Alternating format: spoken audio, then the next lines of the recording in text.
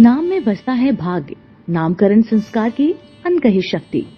उसने अभी आंख भी नहीं खोली थी, लेकिन हर कोई पूछ रहा था, नाम क्या रखा है? क्या ये सिर्फ एक रस्म है या फिर कुछ ऐसा जो उस नन्ही आत्मा की पूरी जिंदगी तय कर सकता है? आज हम बात करेंगे उस संस्कार की जो सिर्फ एक शक्ति नहीं बल्कि एक आशीर्वाद है, नामकरण संस्कार। हर बच्चा इस धरती पर एक उद्देश्य लेकर आता है और नाम उस उद्देश्य का पहला संकेत होता है। जब कोई शिशु जन्म लेता है तो ब्रह्मांड उसके लिए मौन रहता है, पर जैसे ही उसका जन्म हो जाता है या उसका जन्म लिया जाता है, वह मौन एक ध्वनि में बदलता है, एक आह्वान में जो कहता है, तू आया है कुछ विशेष करने के लिए। संस्कृति चाहे कोई भी हो, हर सभ्यता में नाम को लेकर एक अद्भुत श्रद्धा रही है। सनातन धर्म में यह एक महत्वपूर्ण संस्कार है, नामकरण संस्कार, जो जन्म के 10वें, 12वें या 21वें दिन किया जाता है। लेकिन इस दिन सिर्फ नाम ही नहीं रखा जाता, बल्कि एक आत्मा को एक ऊर्जा, एक दिशा दी जाती है। क्या नाम का कोई कंपन होता है? जी हाँ, हर नाम का एक विशेष ध्वनि तरंग यानी वाइब्रेशन से जुड़ा होता है। विज्ञान भी मानता है हर शब्द की एक फ्रीक्वेंट एनर्जी होती है जो हमारे मन, शरीर और आत्मा को स्पर्श करती है। आरव सुनते ही शांति महसूस होती है, वीर सुनते ही साहस जागता है, कृष्णा का नाम सुनते ही दिव्यता छू जाती है। यह संयोग नहीं, यह शक्ति है।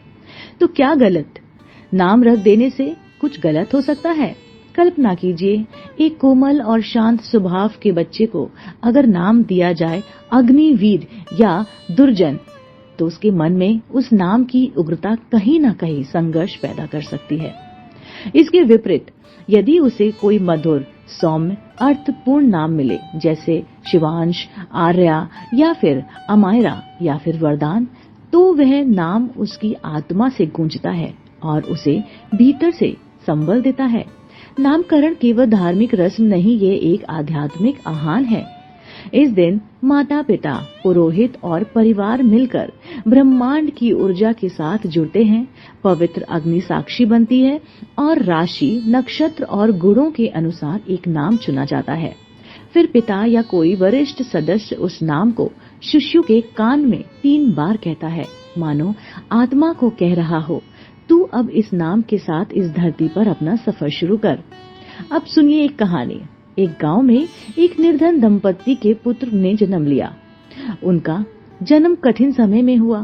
पुरोहित ने जन्मपत्री देखकर कहा, इसका जीवन कठिन होगा, पर नाम सही रखा गया तो ये अंधेरे में दीप बनेगा। उन्होंने उसका नाम प्रकाशव रख दिया। हर बार माँ उसे इसी नाम से पुकारा करती, प्रकाशव बेटा, तू उजाला है।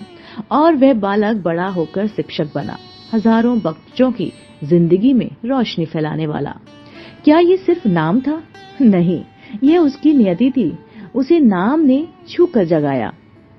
आज की दुनिया में हम क्या कर रहे हैं? कभी नाम ट्रेंड देखकर रखे जाते हैं, कभी फिल्मों पात्रों से, कभी सिर्फ इसलिए कि वो यूनिक लगे। लेकिन क्या हम सोचते हैं वह नाम हर दिन उस बच्चे के जीवन में गूंजता रहेगा? क्या वह नाम उसके विचारों, स्वभाव और ऊर्जा से मेल खाता है? नाम वह पहला शब्द है जो बच्चा खुद के लिए सुनता है। हर बार जब कोई उसे बुलाता है, वह नाम मन के अंदर उतरता है।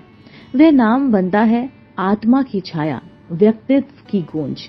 माता पिता जब प्रेम से बच्चे को नाम से पुकारते हैं तो वे सिर्फ आवाज नहीं होती, वह एक संकेत होता है। तू विशेष है, तू अनंत संभावनाओं से भरा हुआ है। कैसे करें नाम संस्कार? देखिए, शुभ दिन चुनिए। 10वें, 12वें, 21वें दिन घर या मंदिर में शुद्ध वातावरण बनाइए। अग्निहोत्र मंत्र और वैदिक विधि से बच्चे की जन्म पत्रिका से नाम के लिए अक्षर निकलवाए जाएं। उसी अक्षर से कोई सरल, मधुर, शुभ और अर्थपूर्ण नाम चुना जाए। नाम में नकारात्मकता, असहजता या मजाक का भाव नहीं होना चाहिए। क्या आप आधुनिक नाम रख सकते हैं? बिल्कुल रख सकते हैं, जब तक वह नाम अर्थ से जुड़ा हो, बच्चे की ऊर्जा से मेल खाता हो और आपके संस्कारों की भावना को बनाए रखता हो। नाम वह बीज है जो भविष्य की कहानी उगाता है। जब एक माँ हर रोज अपने बच्चे को प्यार से उसके नाम से बुलाती है तो वे पुकार सिर्फ एक उच्चारण नहीं, वह एक प्रार्थना होती है। नाम में शक्ति है, नाम में दिशा है। नाम में आत्मा का आधार है। तो जब अगली बार आप किसी शिशु का नाम रखें तो याद रखें आप उसका भविष्य संवार रहे हैं, आप उसका भविष्य जगा रहे हैं। अगर ये कथा आपको मन को छू गई हो तो कमेंट में लिखिए मेरे बच्चे के नाम में भी शक्ति हो, यही मेरी प्रार्थना है। वीडियो को शेयर करें और जुड़े रहें हमारे चैनल पुत्रूस मिमी के साथ, जहां पर हर संस्कार की कहानी आपको आपकी आत्मा से जोड़ती है। जय मातृ शक्ति।